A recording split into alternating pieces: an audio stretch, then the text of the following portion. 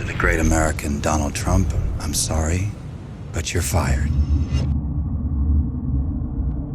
Yep, it's me, and I'm back a little earlier than some of you might have expected, but I still have some things to say, so here we go. Pierre Poilievre did not lose this election because he lacked a compelling offer to Canadians in some regards.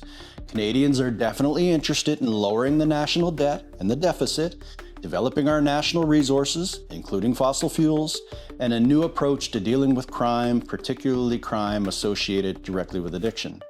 Now, if that's the case, then how did he go from projections that he would have an absolute majority, like the supermajority that Tim Houston achieved with his reddish-blue wave through Nova Scotia, to losing to a newly minted Prime Minister, Mark Carney, someone that average Canadians hadn't heard of until recently? Well, there are a couple of obvious factors. One was that perhaps he wasn't so much as winning as Trudeau was losing the confidence of Canadians.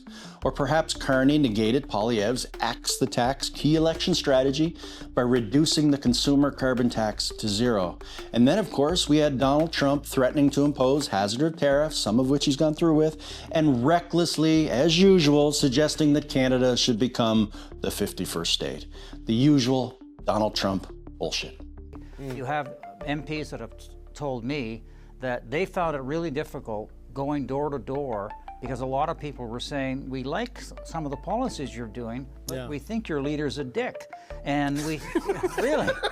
All right. And suddenly the political propaganda suggested that Pierre Poilievre was just the northern version of Donald Trump.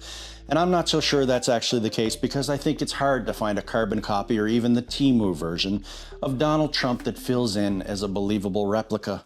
Yes, this is real life. This is really happening. And Poilievre has a much better haircut anyway, like the fresh fade that Mike Kellaway was blasted for getting on the day before the election. Now, all of this stuff factored in to some degree, but I was in a unique position in this election where the only vote splitting that I managed to do was to slice off support from each demographic of my own supporters. The Liberals would have a reason to feel that I was disloyal after calling me up to the provincial majors for a month, then me dropping the flag after the beatdown. And the Conservatives felt like I was disloyal for agreeing to let the Liberals call me up for a month, insisting that I must have been a Liberal all along, despite all the evidence to the contrary. That kind of thing. With all that said, I found that the little L and the big L liberal-leaning folks on social media tended to be critical in a more conversive manner. They told me it wasn't the right timing, that I was at risk of splitting the vote, or that it was too much on the line this time. They supported me for mayor of the CBRM, but not a gig in Ottawa, at least not right now. In contrast, it was a very different story from a small but very vocal segment of conservative-leaning voices. They were spiteful, they were angry, and they were insulting. Instead of articulating their criticism, saying I should just go away or shut up, or that I was an incel living in my mom's basement. Hey, Mom, can you get me that sandwich? Okay. What you just said is one of the most insanely idiotic things I've ever heard. At no point in your rambling, incoherent response were you even close to anything that could be considered a rational thought. Everyone in this room is now dumber for having listened to it. I award you no points, and may God have mercy on your soul. There was a massive gap in civility, emotional intelligence, and communication skills.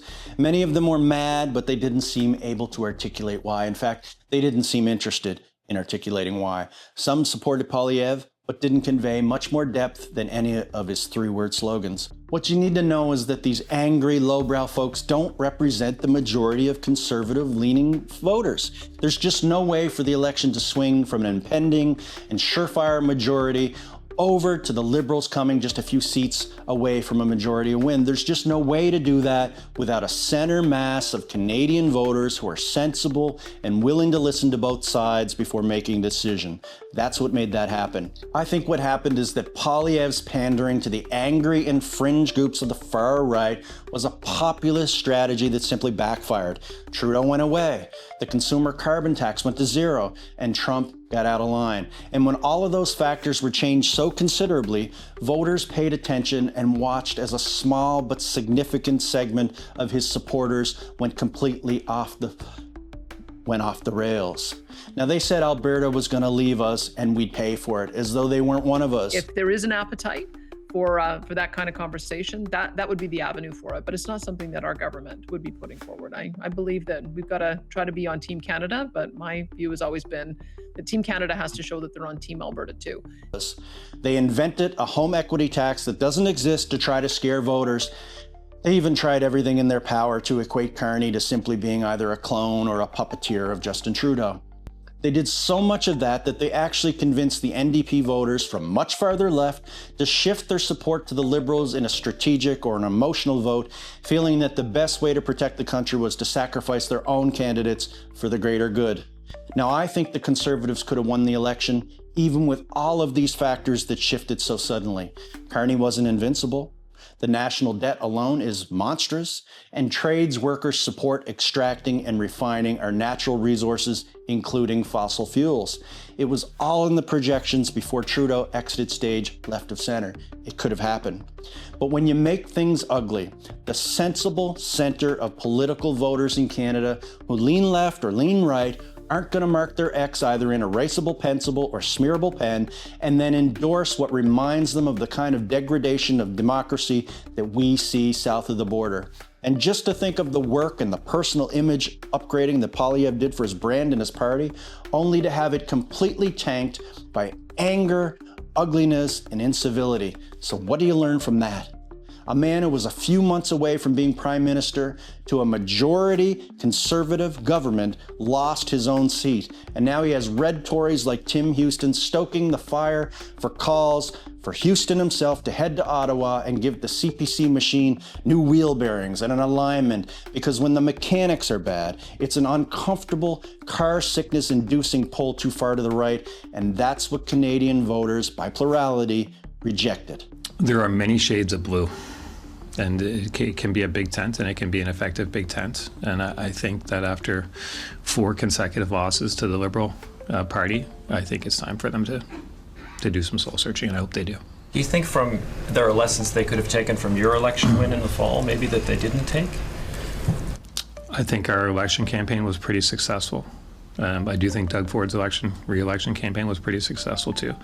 So, for me personally, I always say for issues we face as a province or whatever the case may be, we don't have to create the wheel.